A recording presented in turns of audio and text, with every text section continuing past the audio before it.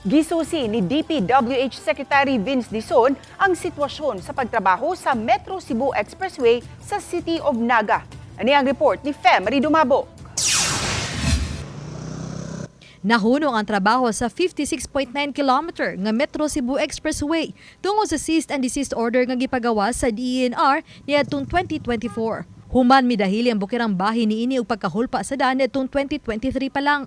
Hulyo sa niaging tuig gitugutan nga ipadayon ang proyekto. Kung matapos na kini, magsilbi unya nga backbone highway ang Metro Cebu Expressway ug mas minus na ang mga oras nga biyahe gikan sa south padung sa Danao City.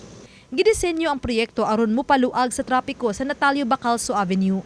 Gibahin og upat ka hugna ang proyekto.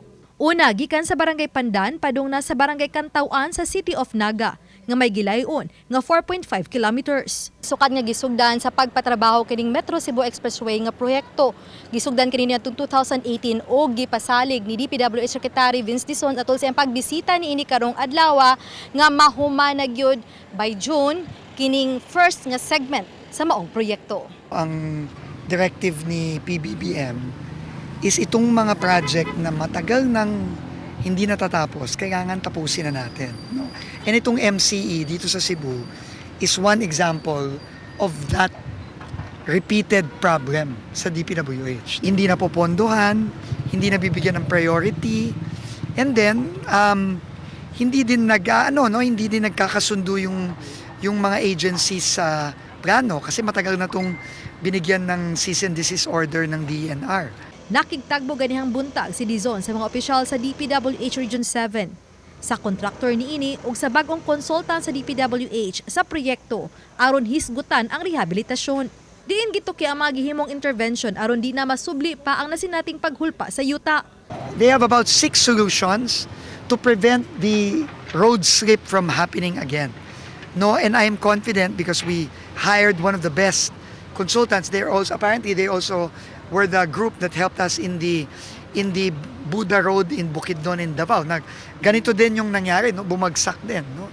And that we were able to fix the detour there in only 2.5 months. It's jet grouting, then we have MSE walls, we have sheet piles, and then we have interventions on the ridge part, which is geocells. I could have shown you the upper part, yung bumagsak kasi mabigat So jet siya. grouting will fill the cavities. Yes, sir. Gipaklaro usab ni Dizon ngadto sa kontraktor kung matuman ba ang ilang plano nga mahuman ang unang hugna sa buwan sa Hunyo ning tuiga.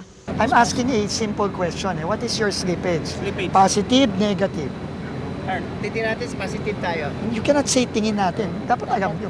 Anong klase kang kontraktor kung di mo alam yung slippage mo? So ngayon, 6 months from December. Yes. So, bali, December, January, February, March, April, May. Yes, May. End of May, dapat tapos ka. Tama ba? Oh. Samtang sa nahibiling tulo ka hugna nga gikan sa bukirang mga dapit sa lungsod sa Minglanilla hangtod na sa Danao City. Abagahon sa lalawigan sa Sugbo pinaagi sa public-private partnership. Apan makigistorya pa si Dizon kang Cebu Governor Pamela Baricuatro kay gustong mutabang ang DPWH sa maong proyekto. Samtang gipasalig ni Dizon nga mabayran gyud ang mga pamilyang napektuhan sa maong proyekto. Unta, dili mi nila pala umon kay dugay na gid kaayo mi nga nagpaabot nga ingon sila nga ilaming bayaran hangtod karon pila na lang katukig wala gid mi nila bayarin nga mga papel kini mao ni mga dokumento nga ilang pangayo kada kuan ilang pangayoon ihatag namo. We will compensate them, of course. But we had to expropriate already.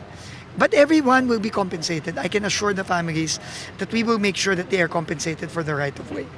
Uban ni Godfrey Relien, Fem Marie Dumabok. Balitang Bisdak.